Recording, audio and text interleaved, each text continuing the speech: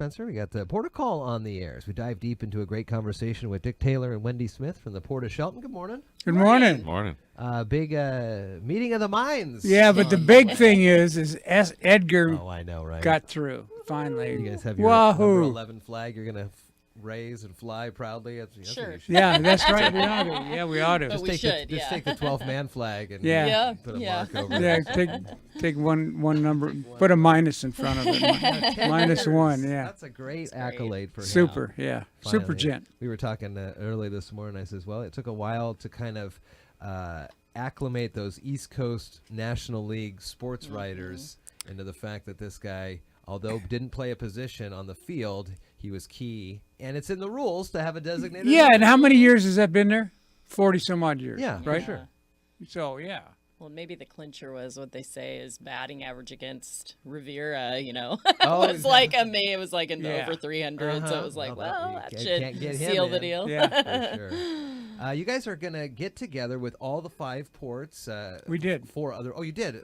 How did it go? And for those who aren't familiar, they go, wow, there's 5 ports in Mason County. Where are those? Well, go ahead. You can. Oh, yeah, because List I wasn't port. at the meeting, so I'll Right, give you you can my. list- you can list it. You Yeah, can I'll list list the ports, yeah. It's Port of Allen, Port of Greatview, Mhm. Port of Dewatto, Port of Hoodsport, and Port of Shelton. That's great. Yeah. That's great.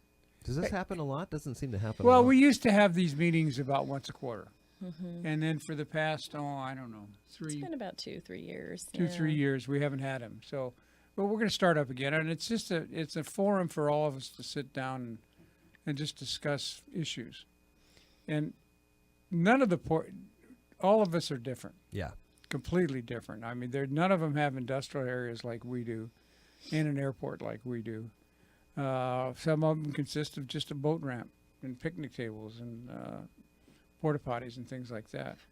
And then, of course, Allen has a water system that they run and a beachfront and that sort of thing. Yeah. So they're all different, but we can sit down and talk about things. One of the big topics of discussion this last week was the ports that have boat ramps and the charging fees for boat ramps and that sort of thing.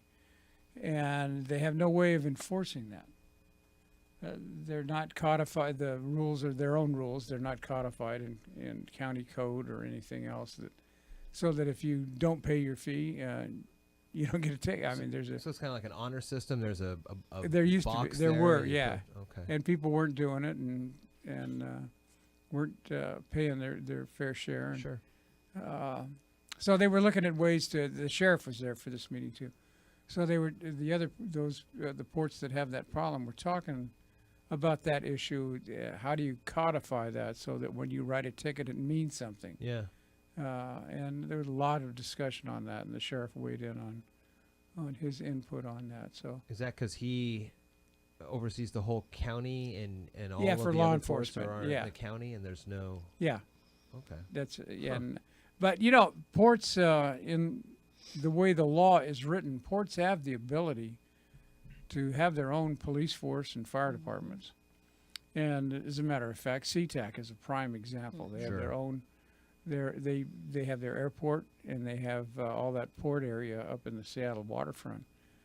That's part of the Port of Seattle. They have their own police department and they have their own fire department. Tacoma has its own. Port of Tacoma has its own fire department and security department. They don't have a police department, but the law is there that ports could do that.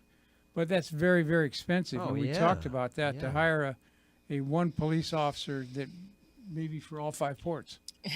It would still cost us, probably $200,000 a year with pay and benefits and training, because you got to if he's going to be a commissioned police officer, then he's got to be trained and Yeah. all that sort of thing.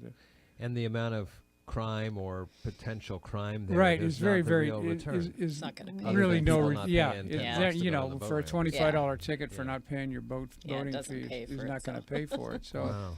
but we talked about it, and the Port of Kingston was there because they have a similar problem, and they talked about their concerns, which were much the same as our ports. What are some things you can learn from those smaller ports?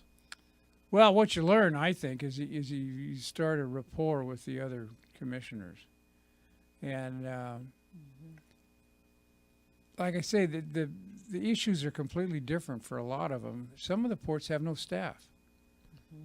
Just the electeds. Just the electeds and a clerk or something, maybe a manager. Wow.